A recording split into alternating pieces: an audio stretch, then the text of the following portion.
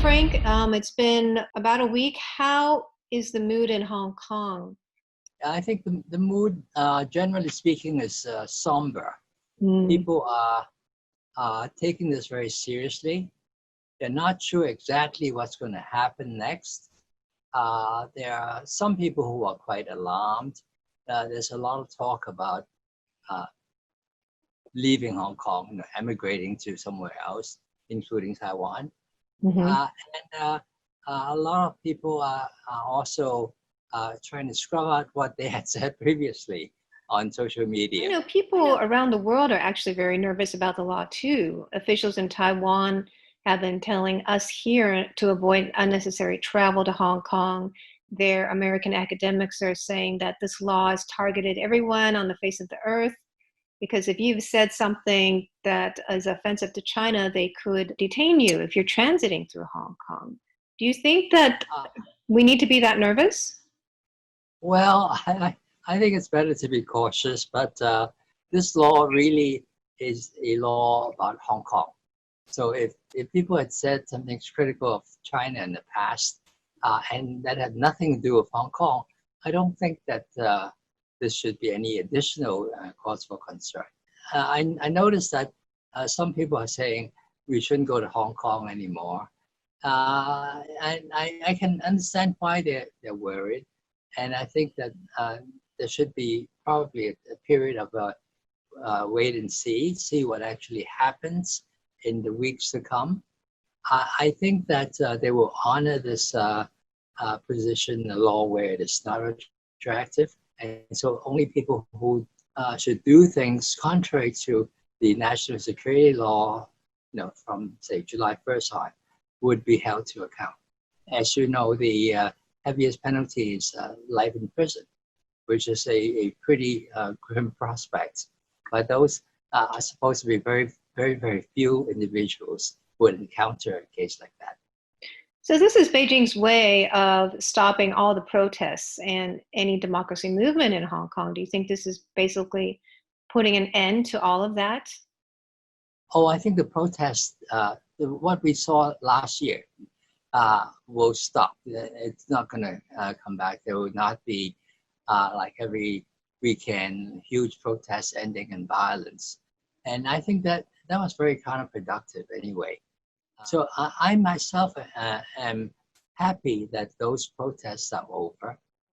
I think that the business community at large is very happy that the protests are over, because they really had a negative impact on the Hong Kong economy, and business wants to go back to doing business, and you cannot do business with a situation that prevailed in the second half of 2019, where you could not travel because you didn't know if the subway system was going to work, and almost every weekend it did not work, and there were petrol bombs that were thrown everywhere, and tear gas was fired by the police everywhere. So it was really a very, very bad situation.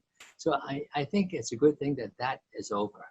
But I don't think that people will stop wanting to have democracy, but they will have to go about it peacefully. The law says that, foreign media and NGOs, should be monitored closely. So basically a much closer management of these foreign-based businesses. Isn't that going to drive them away from Hong Kong? Certainly, the media is very concerned. The chairman of the Hong Kong Journalists Association said he's being inundated with questions by his members. Just what is it that we're allowed to do? What is it that we're not allowed to do? And it's simply not clear. I must say, I feel less secure in Hong Kong now than I did a week ago. Because now you have these basically secret police operating in Hong Kong who are not accountable.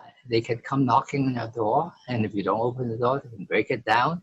You call up the police for help, and the police cannot help you because these people are not bound by Hong Kong law. So I think that thought is very scary. For you as a journalist, as a political scientist, are you going to change the way that you express yourself, so the things that you say, the things that you write? Well, I've gotten messages from friends to be careful And I'll be careful. I won't do anything that I think is wrong, but it's I'll continue to do my job. I'll continue to write and say what I think. So you're not afraid for your own life and career? Oh well, I am concerned as I said the idea disturbs me greatly that somebody could knock down my front door, come in and seize me or do all kinds of things, and I have no recourse. You know, as I said, I can't call up the police and say, oh, somebody's doing this thing to me, because nobody can help me. These people are above the law. So I think that is very concerning. But then the authorities, the powers that be, keep saying, "Oh, don't worry, don't worry." Only a very small number of people uh, will be targeted by this. Now, how do you define very few people, a handful of people? Like Hong Kong has 7.5 million people. So would very few people be 1%? 1% of 7.5 million is what? 70,000? Yeah. That to me is a lot of people. That's a lot of people. Yeah. I don't think it would be as much as 1%, but even 1/10 of 1%, I think is a lot of people. So it's not really very reassuring to be told it's only a very small number of people. Right. And you're planning to stay in Hong Kong, or are you planning to? Yeah, I have no plans to leave. I still think Hong Kong is a great place to live in. I mean, I think it's getting to be less of a great place to live in, but still, where would I go?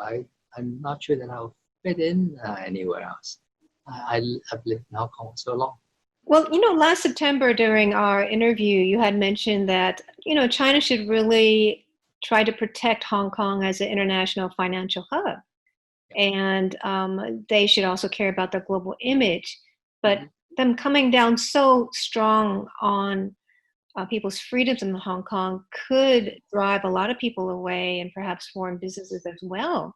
Do you think that China still cares about keeping Hong Kong's status as an international financial hub?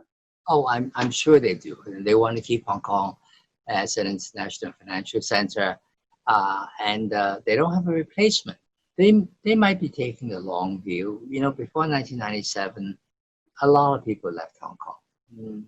Maybe 500,000 people left, and then eventually, a lot of them came back.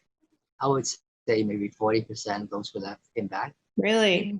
I think that they do care about their global image. So when people say that all these countries are coming out to criticize them, well, what do? They arrange for a lot of countries, like third world countries, 50-some countries, on the UN Human Rights Council to come out, issue a statement in support of what they're doing in Hong Kong. We need to give the new law a little time to mature. We need to see what actually happens, what the Chinese government does, what the Hong Kong government does, and what the people of Hong Kong do, and then see if Hong Kong can absorb this new law and move on. I mean, a lot of people are saying that Hong Kong has overcome all kinds of obstacles in the past, and this is something that Hong Kong can overcome as well. So I think we ought to wait and see. Well, thank you so much, Frank, and our thoughts and our prayers are with you. Thank you so much. Thanks, Natalie.